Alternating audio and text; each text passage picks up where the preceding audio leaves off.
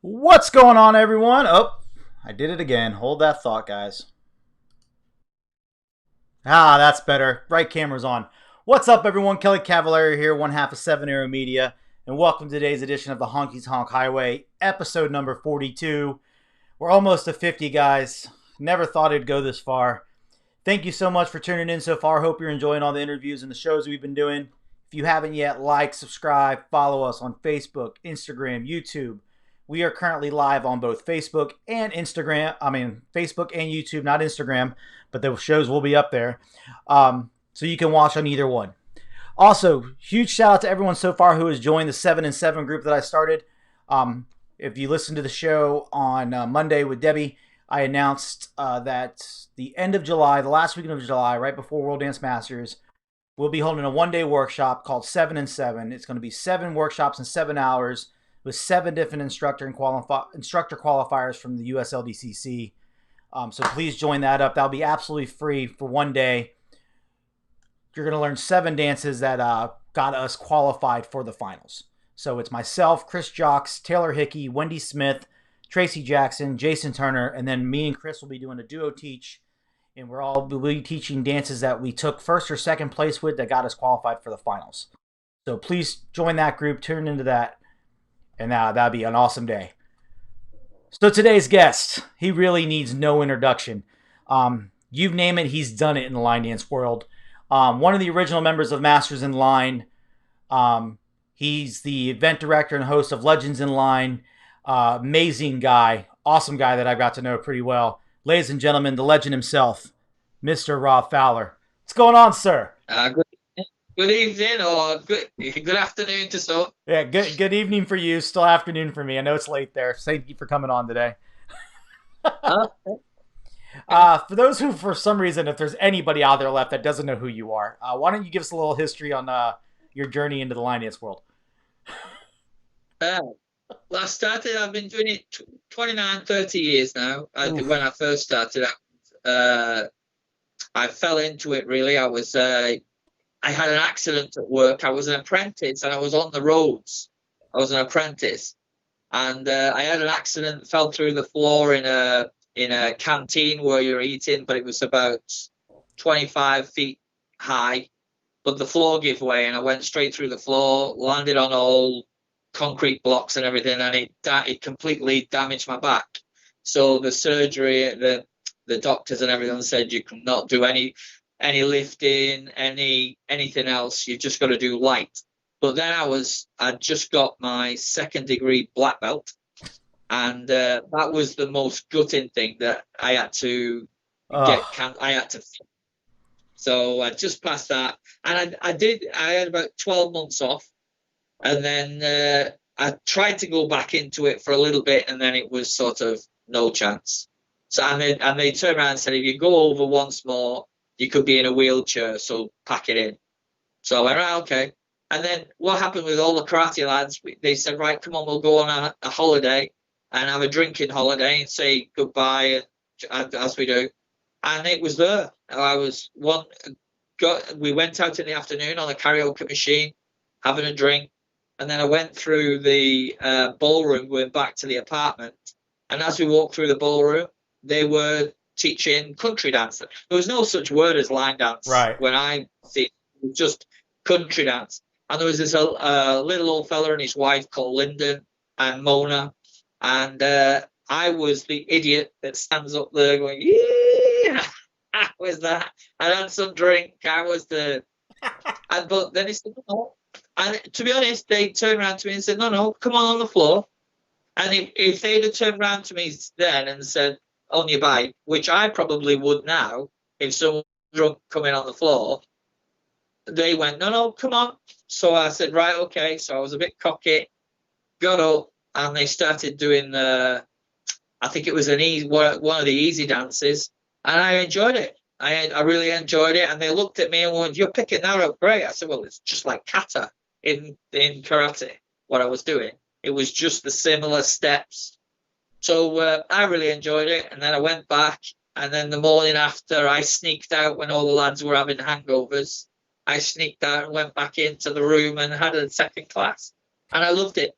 And when the doctors told me I had to find a light form of exercise. There you go. That's what it was. I was doing it, yeah.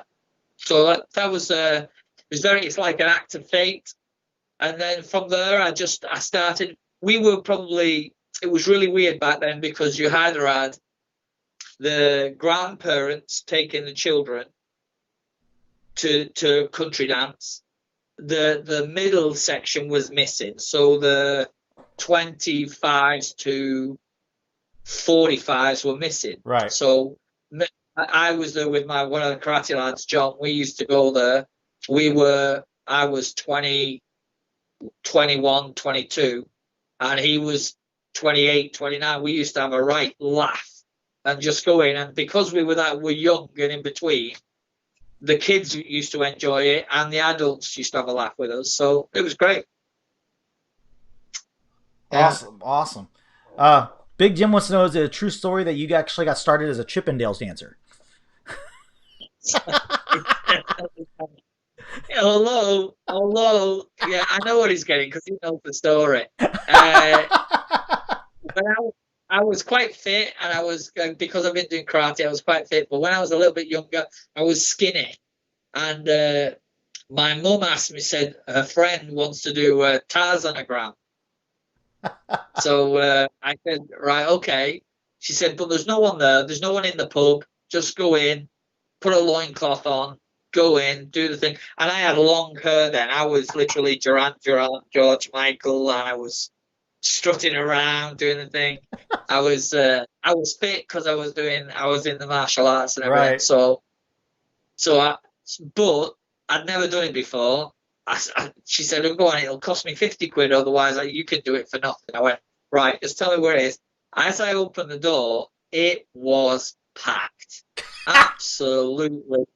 300 or 400 people, and they were only one table, so I couldn't find them. So I had to walk around with a loincloth on in people and just going, ooh, ooh. Oh, it was embarrassing.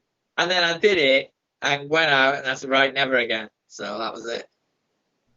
Too So I think that's what Jim was, or I've just let a total secret out that too funny, too funny. no, never give them dance. No.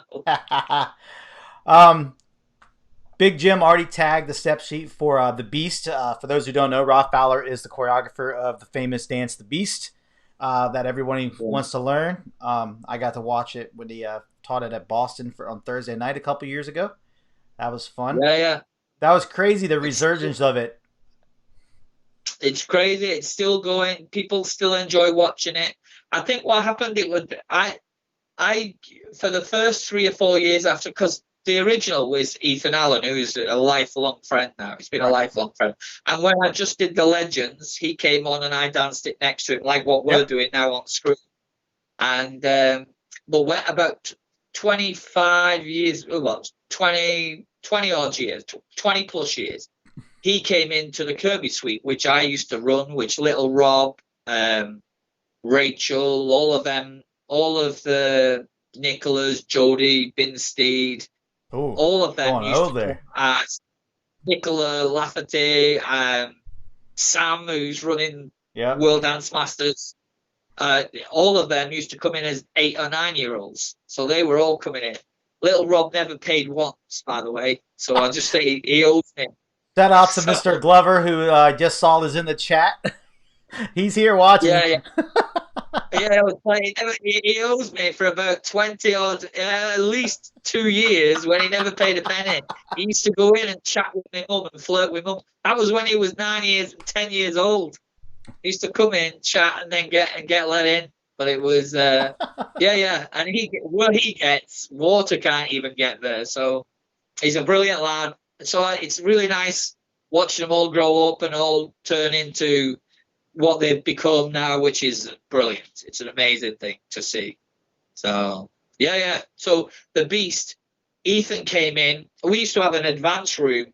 So I had a massive ballroom which would hold about 300 or 400 people.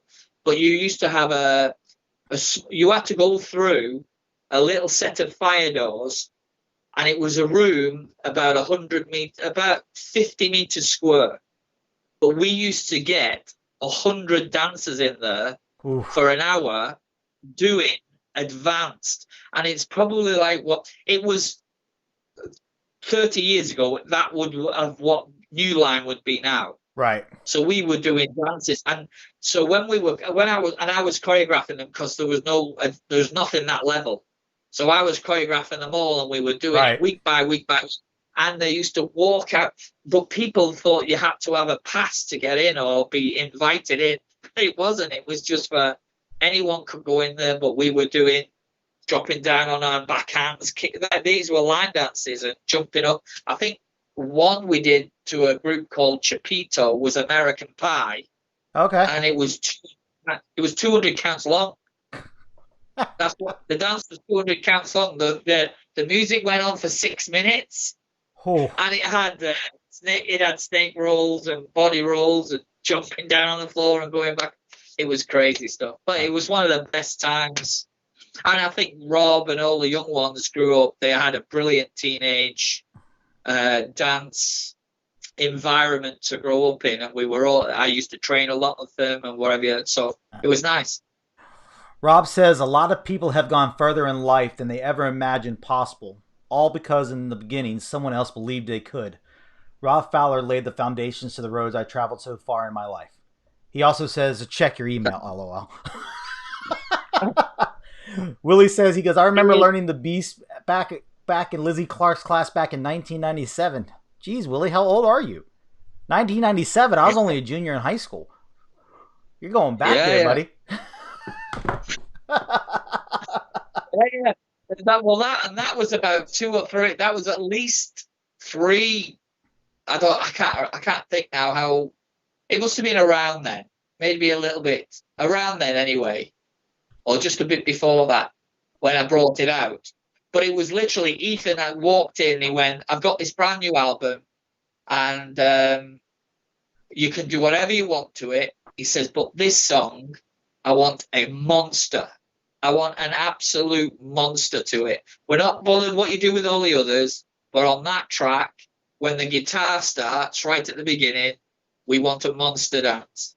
And that's where we come up with the beats. And I literally choreographed it. It took me about a week and 2 weeks because I went to a lady I used to drive across to Harrogate, and I actually choreographed it on her carpet, which she still keeps 20 years later. She has a rug which we all danced on, and I choreographed Live, Laugh, Love on it. I choreographed some of my favourite stuff from especially way back, and that was when the Chance to Dance and all the Harrogate lot were going.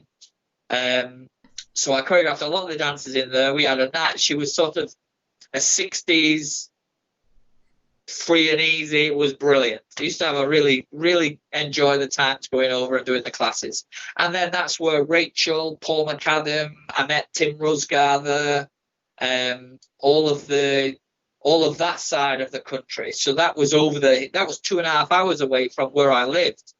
And I went, and then once I got there, and the people were that receptive, I loved it. So that was it for about 10 years, 15 years we went there. Crazy, crazy. Okay, so since you're the first one of the 4 I've had on the show, how did Masters in Line come about? The honest truth? Sure, we're A. This is the honest truth. There was loads of rubbish. There's loads of rubbish about UCWDC and us setting up a competition. There was rubbish. I'll tell you the reason, and this is the honest That's why I love Rob.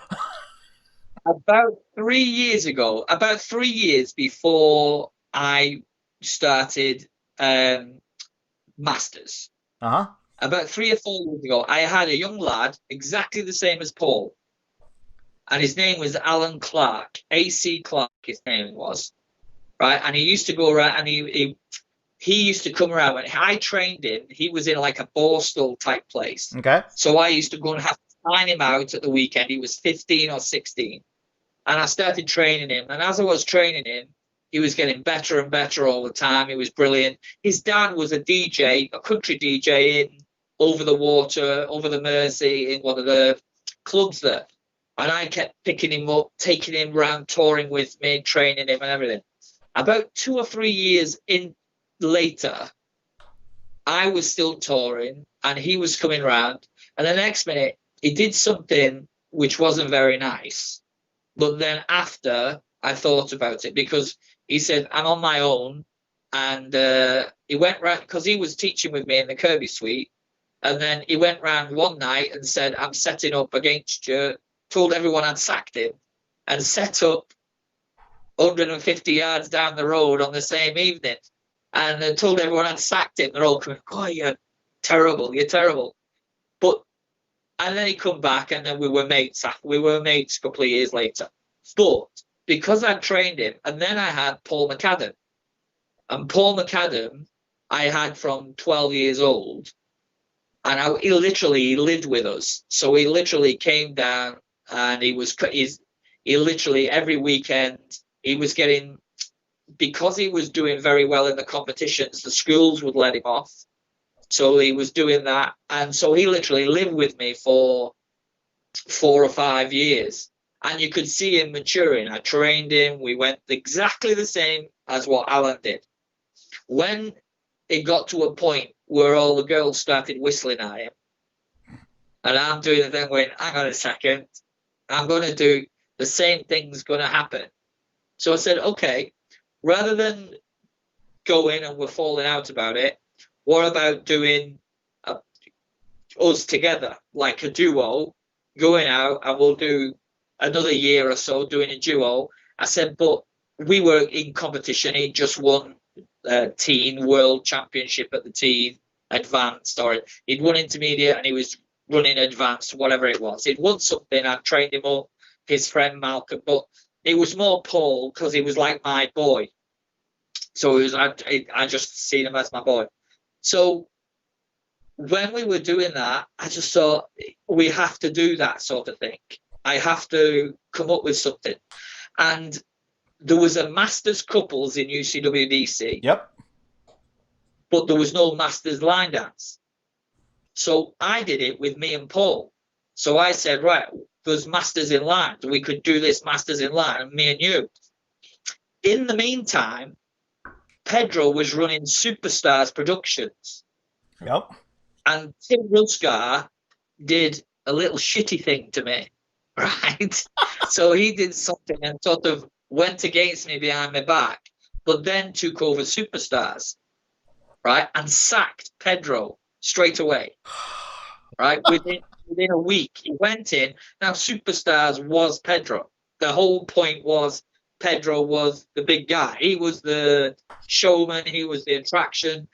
For 10 years before that, he'd been the competitor and everything. So I called him, and I turned around and said, "Look, I'm doing this Masters in Line with me and Paul, and just I don't even know what it is yet. I don't know what we're doing. It's merchandise. It's doing all that. Do you want to be in on it?" I said, "But I'm putting an advert in the Line Dancer magazine just to say Masters in Line. Nothing else. Not what it is, not what it does, nothing. Just do that." And he says, "Yeah." I said, "It's costing me 500 quid just to put two fingers up to Tim Rudsgar." That was all it is. So it actually cost me 500. But wait, there's a twist in it. There's a twist. Honestly, that is the truth. And everyone can say whatever, but that is behind the scenes truth. The next thing from that was Rachel was with Superstars, and I was training Rachel all from being 13. So I started getting with Rachel. But Rachel loved Tim Rudsgar, right? But I was a coach, and she was only 17 or 18. So I turned around to Rachel. I said, "I'm letting you know," and she loved Pedro and obviously Paul. So I turned around and said, "I'm letting you know, Rachel, me, Paul, and Pedro are doing this Masters in Line thing." I said, "It is nothing. We're obviously going to do a workshop or something or something on that way. So you can be in on it, but you can't be in Superstars. You have to come out of Superstars." And I said, "I've got the advert, full page advert, which is going in the Line Dancer magazine. It's going to print tomorrow. Are you in or are you out? Do I put your picture on it or not?" And I loved him. I loved it. I loved the team. I said, "You've got to give me the answer. Up to you. Be a good." And I said, "I don't mind if you're not." So because she was 18, 19, she was mature enough then, and she was. I'm not sure if it was just before she won the Worlds or I think it was just after she won the Worlds, and then that big show. But then, so she turned around and said, "I'm with you." And I went, "Right, okay, what are we doing?" So I did nothing. So in the magazine, we had the full picture of me, Pedro, Paul, and Rachel in the magazine, stars in the background, Masters in Line on the front. And it was a nice logo. Printed it. And Steve Healy from Line Dancer rang me up about 2 days after. And he said, "What the hell is Masters in Line?" And I went, "Why?" He says, "We've had 3,000 phone calls from yesterday morning." And I went, oh, okay. So we better do some sort of a social event. And then I will bring the merchandise out. We'll get some T-shirts made. So on the next, this is true. Before we actually had booked an event or anywhere, we put a load of merchandise like what you're wearing now. Mm-hmm. That sort of thing with Masters in Line. I remember them very well, all well done and everything. In the next, so it cost us it cost me another 500 to advertise for all the legend stuff. Within 3 weeks, it had made 15 to 20 grand's worth of stuff, and there was nothing. There wasn't. It didn't mean anything. So it was literally. It was just. It was, to be honest, it was a way to get a Tim Rudsgar. Right, and Tim Rudsgar and Simon Dimbley was there, but it wasn't really Simon. It was more to do with Tim because he was my mate, and he went behind my back. So I was like, right, you can. So we did it, and then the next, well, there was 4 good dancers. It's like the Spice Girls. So you've got the beautiful one, which is me, obviously, right?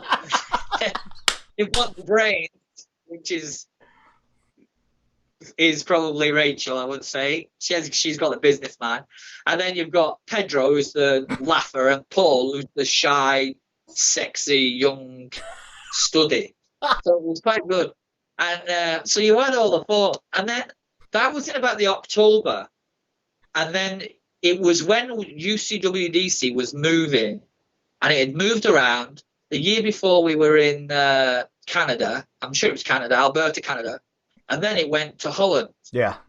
And I said, I went to Holland. Now, I was still training all the kids then. I was still training I had about, in Canada, I trained about 34 world champions. They either won or they came second. So I trained them up, because then I used to say, right, if you're in that division, that's the only division you can go in. I'm not training anyone else in the same division. So I used to have one in novice, one in teen novice, one in adult novice, one in thingy. But I never had two dancers in the same division. So it allowed me, and so they could become a team and support each other. That's what I liked. And we grew up together, we learned it together. So when it come to Holland the year after, I'm saying, it's all right, it's going to be cheap now, because we were going to Canada, we were going to Nashville, we were going to Florida, everywhere else, and that cost $3,000 a head. When we went to, it's in Holland this year, it's going to cost you buttons. Do you know what I mean? It's going to cost you lower than $1,000. So I was telling all the parents, next minute, it costed literally the same amount of money. So when I went, everything, and when we got there, I just said, so this is the truth, real truth. And people thought I had it planned. The morning I left UCWDC, right? The morning I left UCWDC after the Dutch World Championships. Yep. In the UK, they had a CWDC, which used to run the European Championship, not a world. So they used to have a UK Championship. They used to have a European Championship, but they didn't have. So I went in and I said, right, okay, how about Masters in Line running a World Championships? I want to take it around 4 or 5, 6 countries to start with, and I want the World Championships under you. You run the Europeans, we'll run the Worlds, and we'll qualify for each other. And they went, yes. They knocked the rules down. They made them very simple. We had one little thing. They only had to dance 3 dances. But what happened was, back then when they were dancing, and it's quite similar now, there was hardly any American dancers line dancing in the divisions. They were all 80%, 80, 95% were all European. Back then it used to be either British or Dutch. Yeah. And then you had someone amazing like Pedro, and you had Scott Blur, then you had Brian Barakowskis. Yep. You had top-notch dancers, the real good ones, but not many of them. Do you know what I mean? Yeah. Jamie Marshall, all still dancing then. But there was literally a handful of American dancers, yet there was hundreds and hundreds of Europeans. So we turned around and said, right, okay, let's do it now. And for a Worlds, they can come to Worlds for £100 to Worlds, or it might cost them 500 for a family, but it wasn't 3,000. Do you know what I mean? So we put that on, did it, and then we toured and went round. And probably the first 2 to 3 years of Masters in Line were the best in the life. When we did the cruise, some of the things, and then you're watching as we were choreographing the demos. Rachel had a dance studio in the back of her mum and dad's house. We used to go there, and the times we used to spend were priceless, absolutely priceless. And stuff we did together, and when we were traveling and everything, that was priceless times, and especially for me it was. And then it was funny because the UCWDC used to call us the dark side. They used to have, you know, when they have the big meetings. Yep. I'll probably get sued for this. No, you'll be fine. When they have the big meeting, they can try and sue me. I've got no money. Just tell them to send. Tell me to have anything. But anyway, no. they used to have a big thing, but they couldn't mention us because the woman had to write all the minutes down. She had to write the Yep. minutes of the committee meeting. Yep. The board So meetings. what you had then, but so they couldn't call us Masters in Line. So instead, they changed the name to the Dark Side. And one of my mates who was in there, who was one of the event directors, was saying, yeah, he was laughing and sent me the thing saying, "You're called the Dark Side." I went, "Oh, right, okay. That's quite funny." So we were used to have a laugh about it. And that's when we did Star Wars. Ah, okay. We did a whole demonstration on Star Wars just because we knew we were getting called the Dark Side. That's awesome. I don't think I said that. I've not had a drink on either. I think that should have been top secret, though. Darren's like lawsuit, Rob. No, we're good. Yeah, come and get it. If you want it, come and get it. Come and try and get some out there. Darren actually had a good question. For a little bit back. How do you feel about the future of line dance? What's your thoughts on the future of line dance? I think COVID has changed it forever. I think COVID, this last 3 months and the next 4 or 5 months, has changed it forever. I think it's going to go not all virtual. It won't go all virtual, but there will be 30% virtual instructors on events from now on. I think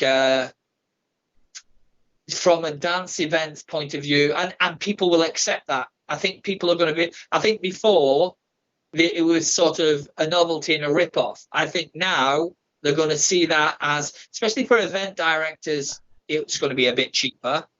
And for instructors, say myself, if I'm busy, if I've got a dance studio to run, it's like Brian Barraskowski, whatever his name is, Brian. Brian he goes dance studio and he likes roaming around mountains and climbing mountains, jumping over hills, swimming lakes. But if he could turn around and say, right, you could do 3 hours on the Saturday afternoon, and I'll pay you $400 for an hour, right, or something like that, rather than the event director paying for his flight, paying for his hotel, paying his fee, which is $2,000. I'm just making that up, by the way. But then, so Brian can go off jumping his mountains, and the event director gets a cheap Brian for $200 or $300, $400. Both are happy, and the dancers then, and you can put different instructors on around it. So I'm not saying the whole event's going to be that way. It was just you could add flavors in the event which would do that. So I see that changing. Again, like what Darren said, what you said earlier, you need the feed. We need to keep feeding beginners into our industry, and it's the beginners we're going to last. Yep. It's very hard now because when I look now and I'm looking at the younger generation coming through, 5 years ago there wasn't, and I was worried for choreographers because there was me, Max, Peter Metelnik. We were getting older, and they said there's no new. It's getting not boring, but there's no new blood coming through who are getting up to that level. Then Coppin Up sort of Line Dancer magazine had a problem with the website when it sort of everywhere started going internet wise. Line Dancer magazine had a problem with their internet for about 6 months, and it suddenly drove everyone to Coppin Up. Right. And on that, when they went to Coppin Up, it opened choreographers up. So then, sort of, especially the Dutch lads, Jose, Daniel, Pip, and all that lot, and Roy Verdonk, it opened them up more to people looking at the stuff. So it sort of opened the world up a little bit more, so people can do that. And then you had the Breed, you had Carl, and then you've got Rachel. Then Rachel sort of did. I like what Rachel does, and probably a lot of the choreographers who are getting that bit older, we like to pass it on. So what the idea is Rachel, and tried with a few other girls before that. But then she got Maddie, who's the perfect. If you can get someone that's been in line dance since they were 4 years old, it's like Maggie with Gary. Right. It's with Gary O'Reilly. But to be honest, it's Rachel can only give them structure.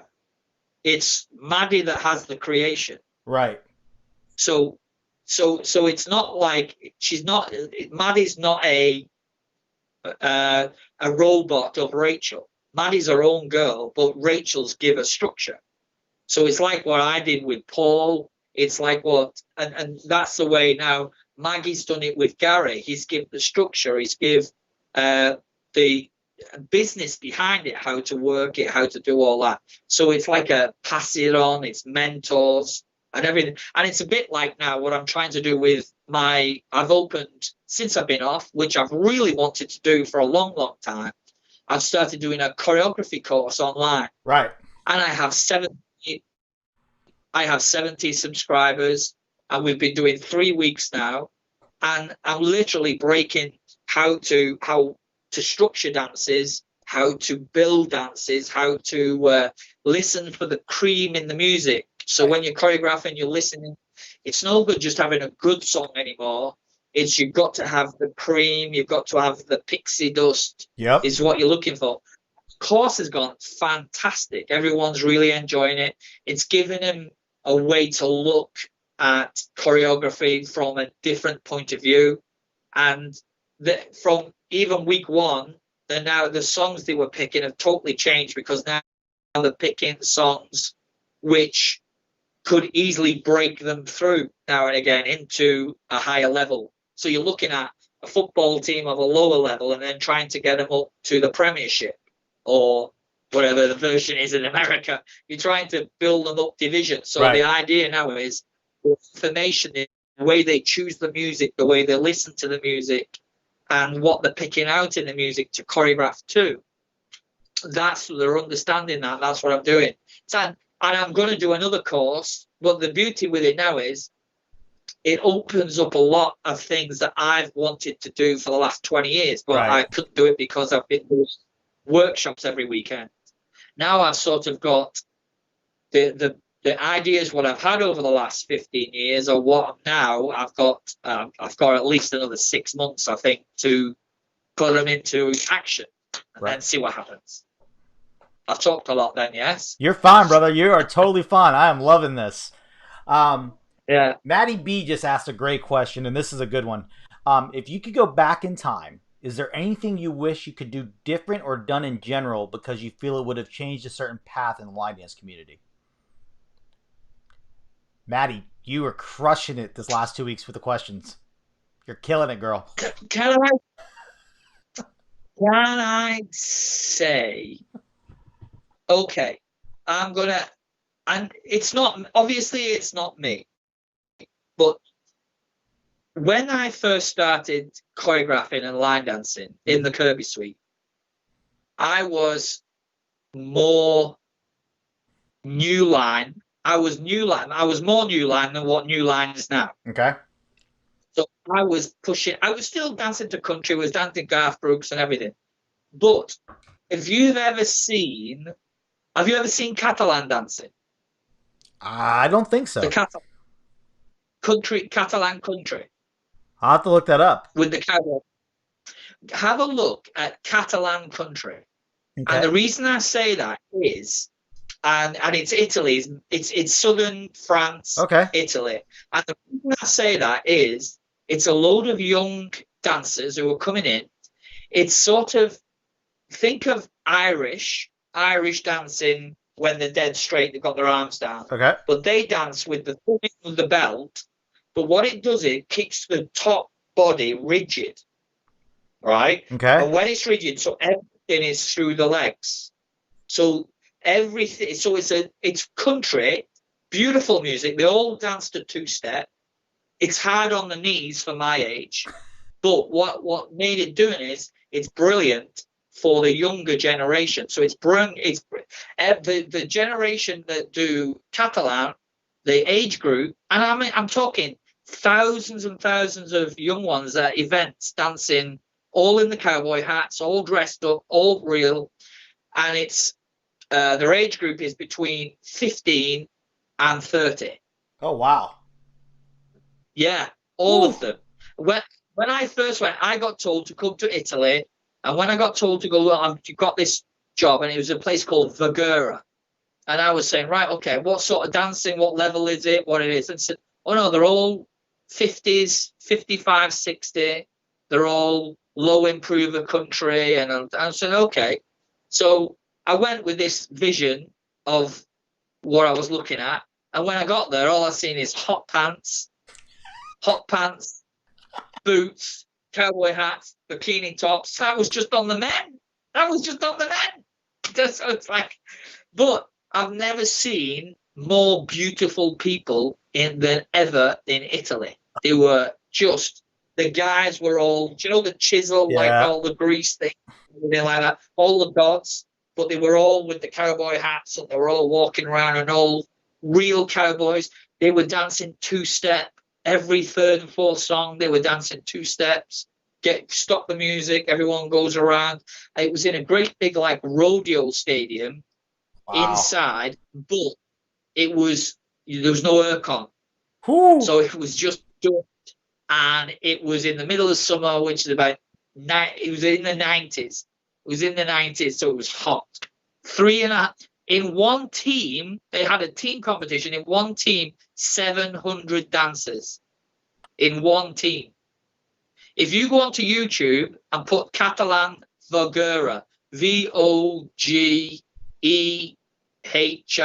or something like that, put Voguera, and then you'll see it. It's amazing. Now, what I'm saying there is where dance was when I was doing the Kirby Suite Mm-hmm. and doing the advanced room. The choreography, what we were doing, and Max Perry was doing, had technique in it. When I was training the kids, it had technique. So we're teaching how to talk your body. It was moving line dancing or country dance then out of a street-wise line dance, more into a dance style.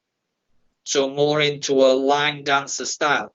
If we hadn't done that, I think it would be where Catalan is. I think it would have gone that way, country, in the Catalan. I would have still been crazy. I would have still been doing advanced stuff, but it would have been all hard rocking, a bit like what I do now on the country circuit. Right. On the country circuit, a lot of all the rocky, fast stuff and that. But I think it would have been very close on that circuit. The thing about it now is, but then when I was choreographing the dances now, the amount of people who have come into it through line dancing and not being country is massive. So you're looking like, do you know? I've watched a film called Destiny, Okay. and it's two lines. So when you were back there where you started from, you've got the new line or line dancing and country, literally what it is, or the country way. So it could have been, it went off on two lines. And I often think around that time, if I hadn't gone that way, but I wouldn't have met the people, Right. it would have been a different life. Would it have carried on that much? And now you see Asia coming into it, America coming into it, everywhere. Right. And it's sort of, in America, I think what happens is it's like a tidal wave. So it goes around, it keeps going around the world. So it started off in America, then it came to Britain, Europe, Asia, then it'll go back round again. It looks like it's kicking off in America again and building up again. And again, you'll get it catching round. So I think it just keeps going around. So it'll come. Oh, of course. But yes, it was a very good question. Rob Glover has one. It says, "What do you truly feel other dance genres, or perhaps social or competitive worlds of dance, could learn from the line dance industry as a whole?" I think we're very underestimated. I think the variation, if you pick the dancer, Rob, if you're looking at Rob, you're looking at so Brian, you're looking at all the UCWDC, Robert Royston, Yep. they all came from line dance. If you look at all them, they can do every style of dance. Now, it's sort of having a hub. So if you have a hub, if you go in and you're the best ballroom dancer, you might be an amazing ballroom dancer, but you don't really know how to do Latin, or you don't know how to do something else. Right. If you go in and you're a couples dancer, if you go in and you're a good couples dancer, you try dancing on your own, right? Yeah. So usually you're either holding someone up or someone's holding you up, whichever way it is. When you have to do the pirouettes, the line dance, I trained a lad called, well, I've trained Paul, everyone. I trained a lad called Gareth Mole. Yep. Right? You might not know him, but he's on the West End. He's choreographing shows in the West End. Nope, I know who Gareth He Mole was is. just 13 years old. He was a line dancer. He had a cowboy hat on. He wasn't trained, nothing.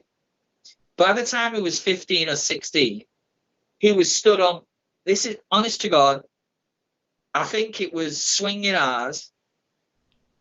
There was an 8-count intro at the beginning of Swinging Ours, right? Oh no, 16-count intro, and it's fast. Yeah. I literally watching his leg around his ear, turn, drop down into the splits, and do this out of wide splits. Is it box splits? That I don't know which one it is. The wide splits, doing the hand jive, going into straight and going into long all the way around, and then sliding up with his legs together. So not even touching the floor. He'd come up, and by the end of 16 counts, the other lad, I'm not sure if it was Rob. I'm not sure if little Rob was stood next to him. But I think it was just like, I think little Rob was next to him on the floor. But he just like, okay, that's sort of that one done. Yeah. So it was, yeah, that's where it goes. Yeah. So I think with the line dance community, I think Rob and everyone else now, wherever you see them go, they can pick dance routines up right a lot quicker than anyone else. They can, because they're doing most of the line dances now, if you get to a certain level, you do two-step, you do West Coast swing, they do a bit of cha-cha, they do nightclub. So give them 4 weeks trying to do something else. They'll be very well accomplished because they can do every style of dance and balance on their own. All the girls, they're doing tricks that only the other girls, the couples girls, can do while someone's holding them. Yeah. The line dance girls, the best, do it on their own. Yeah, Glover just goes, I just watched him and laughed and loved it all at the same time. That's it. Well, to be honest, and this is what, he came in and I was training him, and it got to a point where I couldn't train him. It was just stupid. And I was just sat, literally, I was up saying, I want you to do this. But when I was stood up saying it, it was idiotic, me doing it. So I said, right, do that. Flick your leg up around your ear roll, spin around a few times, drop down, and then I want you to... And everyone said, did you train him to do that? I said, well, I told him to do it. I didn't actually train him. It was like, but it was the same with Paul and the same with Rachel. You know, and it was very similar with me, because what I used to do as a trainer, when they got to a certain level, I used to know that's my top of the tree. I can get you to this level. But after that, because with Rachel, I got Scott. The first time when I was training Rachel, it was Scott Blevins was coming, because I used to book him to come into all my clubs and what I do. And it was really nice for all the choreographers coming over, because my biggest club was on a Monday night. So they could go somewhere on a Saturday and do a big show for 400 or 500, a big show on the Sunday at the weekend. But my Monday night class had 400 or 500 people in on a Monday night. Oh. So they used to love them. I could get, I used to have Scooter Lever and everyone coming over. And the Tuesday night was quiet, but it went from 400 people to 50 people on the Tuesday night when Rachel. So Scott came over and I went, I've got this girl. She is the bee's knees. I said, it's one of them one-offs. You get them, they walk through the door, you take one look at them, they have a dance, and you go, class, pure class. And that was when she was 14 years. She just oozed it. So I turned around to Scott, and Scott said, right, come on then. So we had a lesson with her. He took her I had a little dance studio, and he had a lesson with her, and he came over to me and went, I don't know what you're talking about, Rob. I have no idea what you're talking about. She's all right. She's not much. She's gotten out with her. And I went over to her and said, what did you do? Because I was like, what did you can't just do that. I said, because every time I watch you dancing, you're like, and all the stuff we've been practicing and what have you.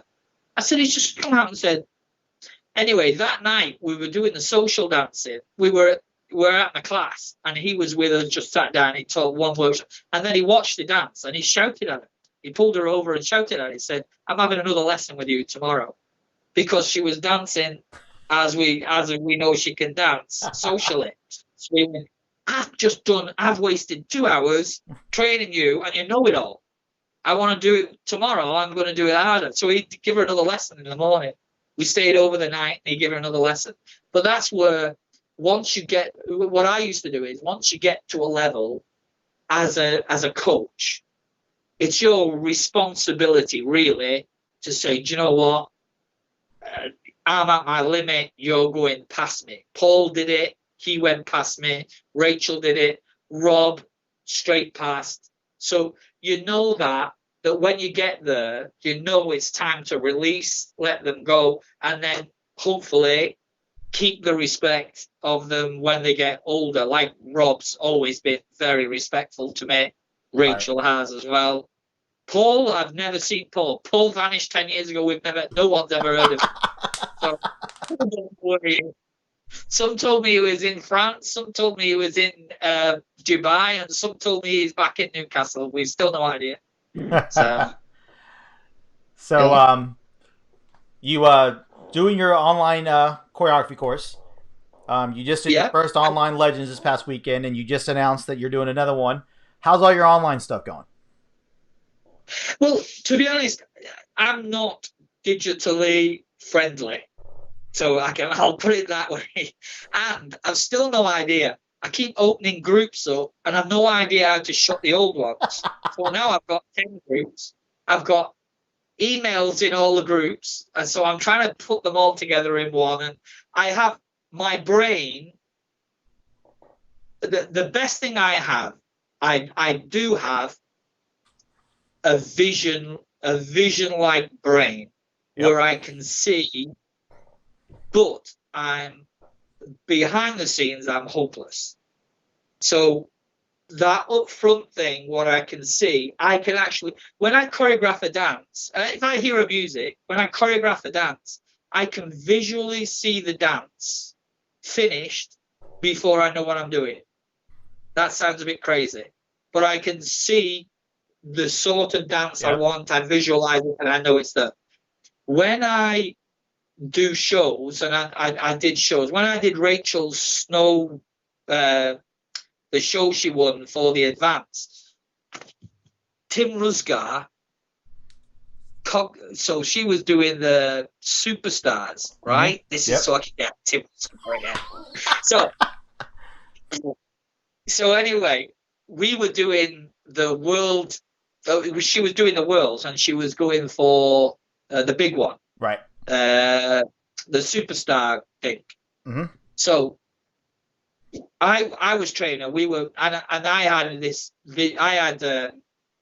I was doing all the shows with. I was running select events then with Alan and Priscilla. We were running select events, and what happened was we used to do these Snow White shows, or we used to do, but all line dance. I used to come up with these. I was sat there. We were doing. One of the little girls I was training was doing hillbilly shoes. What feet don't fail me now. What Peter Mattel me. Yep.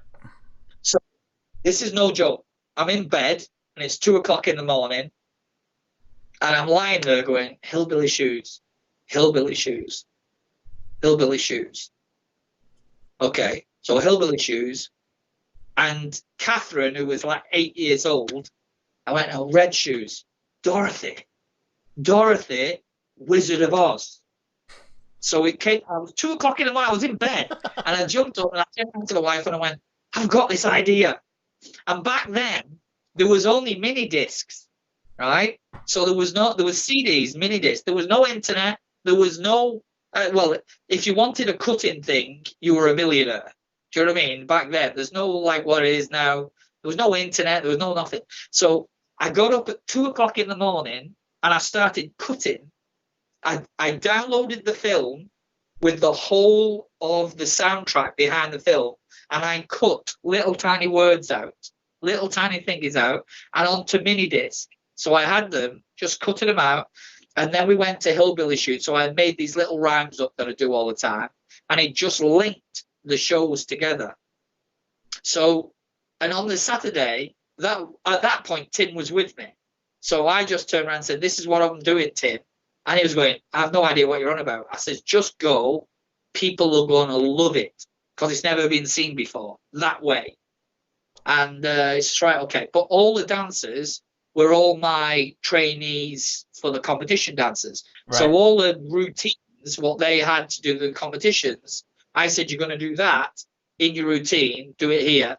I had one lad called Malcolm who was very camp, very over the top, as gay as you like. So he was very campy. He used to, well, I love it and really show off. And so he was the Scarecrow, and his dance was Cowboy Up. So he was on the Scarecrow thing, doing the cross thing. I'm stood here with a stick up my back. And it was just very funny. The whole lot was very funny. But I'm getting back to the Rachel, the same idea. Tim came in, we were waiting for the music because Tim was doing the music for the show. And that was in October, he was supposed to do it. And in October, have you done the music? Yeah, I'm working on it. November, I said, she's dancing it in January. I said, I've got to train her. We've got to choreograph it. A 6-minute routine, whatever it was. So at the end of, it was the last weekend in November. And I turned around and said, right, Tim, we have that. We were getting, she was upset. I was getting angry. Says, right, what's going on? The week after he come in, he says, here's your music. He played the music. She cried her eyes out because it was terrible. Absolutely the worst piece of junk that you couldn't dance to or nothing. So I turned around and said, I've got this idea. We'd already done Snow White. Why don't you do Snow White on your own? And then Paul's auntie was making all the costumes or whatever. Why don't you do Snow White on your own? And I said, let me read all the rules. And this is a funny story, right? And again, I might get in trouble for it. But I choreographed. Now, in the UCWDC rulebook, right, when you get up to that show, it says you're allowed 6 minutes, right, for the show. But then he says you're not timed till you go out on the floor. Right. And you're not timed for the intervals in between the songs. Right? But it said it in a different part of the rule book. So I read the rule book. As a coach, you are supposed to push the rules. And you're supposed to find loopholes in all the rules. Right. But it said you're not till you go on the floor, right?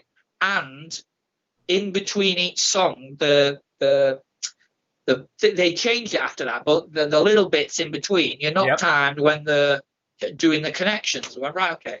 So I did Snow White, and you know the I-O bit? Yep. Right, the routine was 7 minutes long, right? So it was supposed to be 6, but for the first 30 seconds, she didn't come on the floor. So I was playing the music. I-O, it's off to work we go. So everyone was singing along. She hadn't even stepped on the floor. There was 4,000 people watching, all clapping, all doing the whole thing. It was electric, the whole place. After 35, 40 seconds, she walked out on the floor, started dancing. Now, that is when I had the times broke down and everything, right? And she did it. And then in between each of the, because I went along with, and these are your judges. This is ugly. So I went along. This is happy. This is sneezy. This is ugly. Pointing and Barry Duran. And it was, as I went down, it was funny. But it was all talking. I said, that bit's not counted because it was talking. Do you know what I mean? It was an interlude between. She wasn't dancing. It was just talking. So in your rules, that wasn't counted. And at the end of it, 4,000 people, as it finished, 4,000 people stood up. Biggest round of applause I've heard at any competition anywhere. And it was fantastic. Everyone said it was an amazing routine. Next minute, I seen all the judges have a meeting and they walked off. And I went up to the big boss, who was Dave Getty. There was like 5 of them. Yep. And I went up and went, I have the timings here in my hand. So if you want to see them, I've got the timings. So you can't disqualify her because I'm legal. All right. So I went up to no. And then the next minute he's walking around. I can see him getting aggravated, looking at me. But he's not saying anything to me. I walk around. And then the next minute, before the awards came, right, and she got second place, right? Sarah Fentai won. She got second place. But when Sarah Fentai won, everyone, the whole place, when Rachel got second, 4,000 people booed. They booed the whole place. But it's sort of, I felt horrible then because it took it away from Sarah Fentai anyway, because she was going to win it. But they booed Rachel, but they booed the judges because they thought Rachel should have won. Dave Getty could win. And after, no joke, have you ever seen one of the comedy films where one guy is chasing the other guy around a table? Yeah. Like that.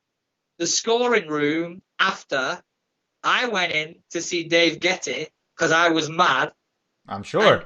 He was in, and I'm going, it's in the rules. Check the rules.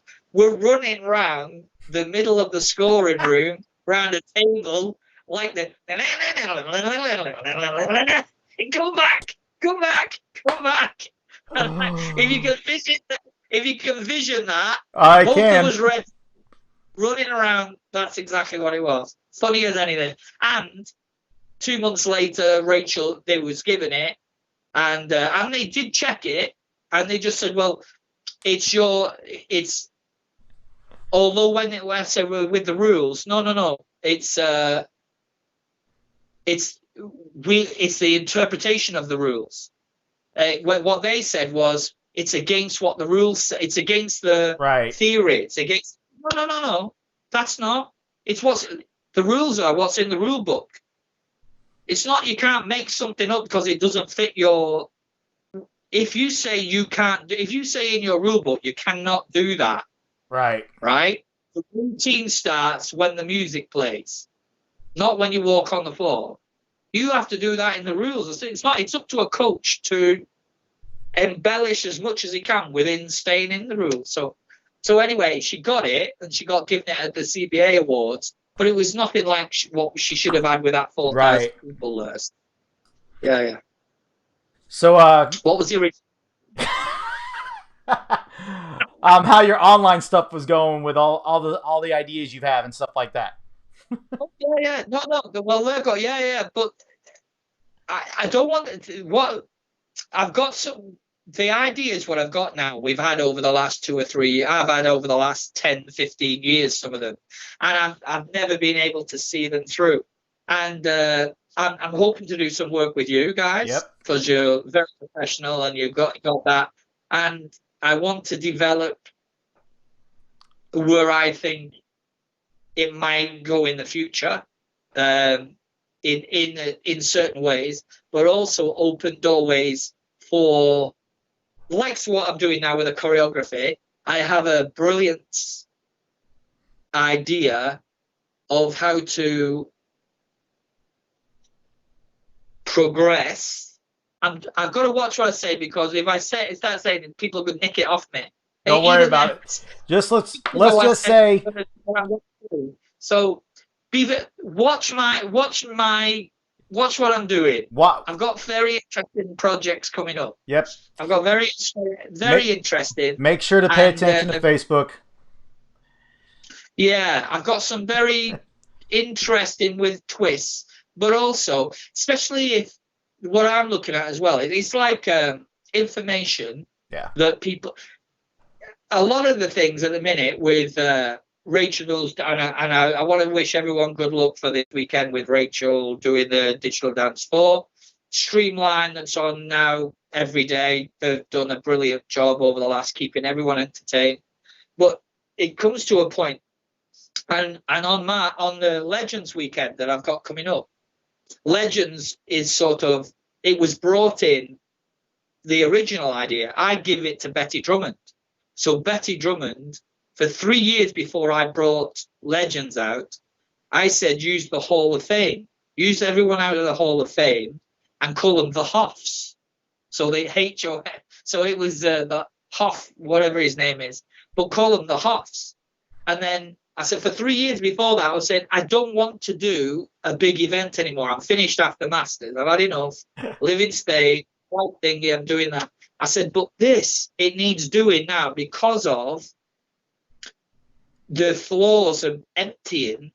Whenever what happened was, because of Copper Knob, and you're trying to chase to keep up with the newest dance, what happened was you used to have 7 or 8 people on the floor, 200 people sat down, because then the DJs had to play for them 7 or 8 and play the newest dance.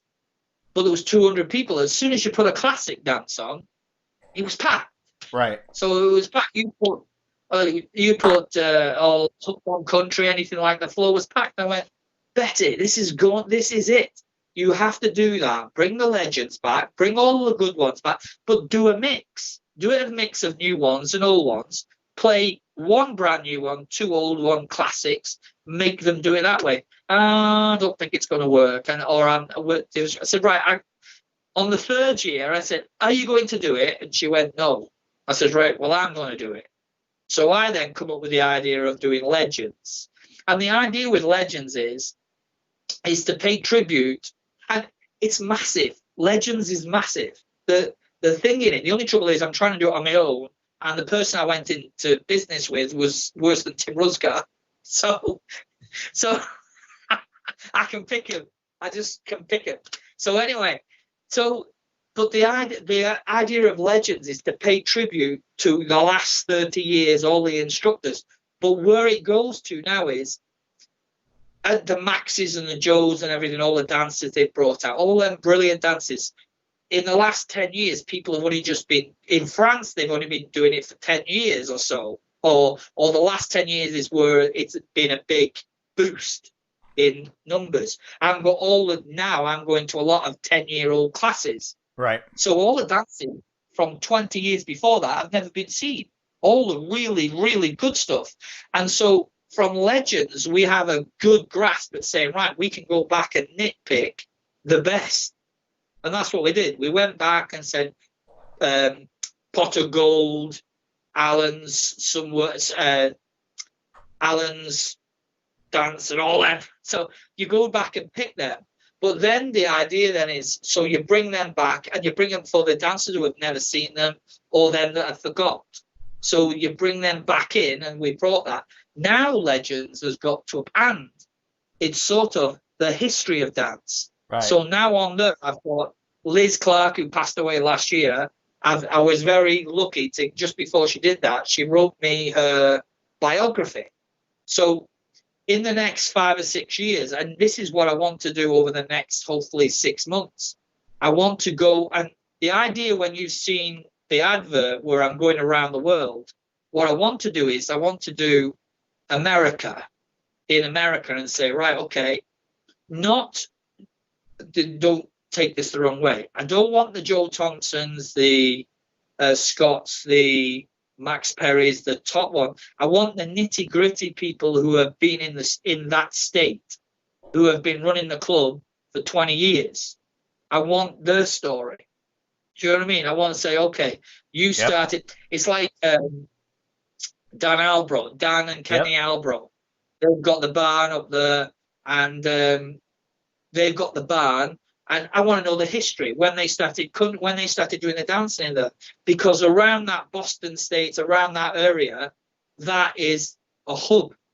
Do you know what I mean? So Yep. that's a hub to go to. Oh, And then you're absolutely. looking at is there and I want their story. So when you're on the train, when you're going on the train and say, right, okay, I'm living in Boston, what about the history of it or anything like that, you can say, right, this is the guy, these are in California, this person started it off, this was here, this had happened. So you have a history and the legends of line dance. So that's going to be my hobby as I'm retiring. I'm going to carry on. I want to carry on doing that.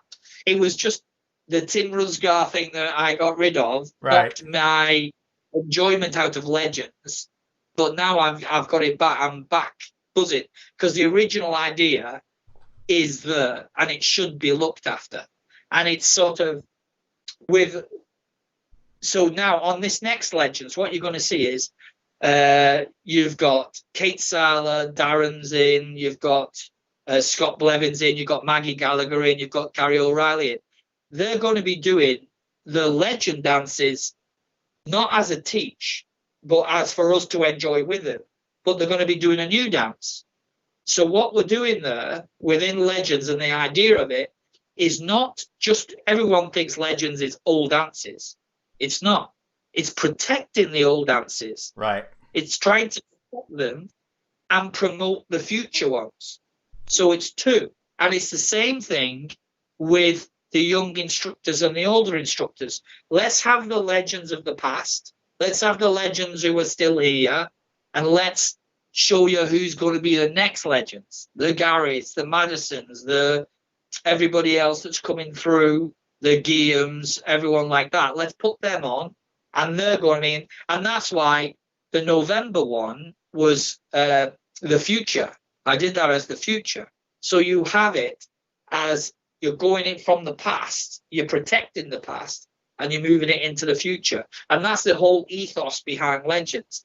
But as that, when you look at that, it's not just a dance event. It's a whole big, massive. Right. It's massive. Bigger. Well, you can just be as big as you want it to be. But that's where I want to go, the Australian Masters. And I want to find out how Maddie's dad opened his club, when he opened his club. I want to go, I don't know many people in Melbourne, but I know it's good country in Melbourne. And there's good dancing there. I want to know who's in there. I know Alison Johnson's there, but there's other instructors. So I know Gordon Elliott's in I think it's Sydney. Gordon Elliott's in Sydney. He was around when I was 20 years ago. I want his story, his life story, and I want it on the site. So you've got people all over you where the foundations were built for what we're dancing now, and then keep it going. In 20 years or 30 years, I hope it's still going, and the Guillaumes and the Maddies are looking back, doing what I'm trying to do now is protect it and promote it. That's what we want. So that's what Legends is about anyway. Awesome. Well, we've already ran over our hour, and everyone's like, don't let it end, but we need to let it end for the night. But everyone, obviously we want to keep this going. What are you doing next Thursday? Next Thursday? Yeah, 1 week from today. Why don't we come on? We'll do part 2 of this. We'll continue it on. We'll get to more Rob Fowler, so we'll have him on for a second episode for everyone. And we'll get to the question that everyone wants. That's if I'm not in jail with a writ. I might be in jail with a writ on my head after that. I'm trying to think. I've got those. They can come and get me. So, they just do it. So next Thursday, we'll do a part 2, and I'll definitely ask the question that I've asked every other choreographer, the if money was no object question, and we'll get into about some more of his choreography. But thank you everybody for tuning in. There is no show tomorrow. I'm doing it. We're taking a break. You have DD4 that starts tomorrow, all 3 days, Friday, Saturday, Sunday. Next week, I will release the schedule for next week for Monday, Tuesday, but for sure Wednesday night, I am going to have Daniel Trepat, Jose, and JP Maj on. You will get the schedule release for the 24 hours of Extreme Line Dance next Wednesday, live on the Honky Tonk Highway. It'll be all four of us, and we're going to release the schedule for the 24-hour day that starts on Friday. So on Thursday, obviously, we're going to have part 2 with Mr. Fowler. So this is going to be awesome. Thank you so much for coming on, Rob. It was an awesome hour plus. It was great. Thank you. Definitely pay attention. Pay attention to Facebook and his websites. You're going to see some stuff coming up that me and him are going to be working on together. We are going to have we both have a crazy mind on pushing the envelope, and we are going to have some fun doing some things. So enjoy your weekend, guys. Enjoy Digital Dance Weekend 4, and we will see you Monday. Later. Bye. See you again.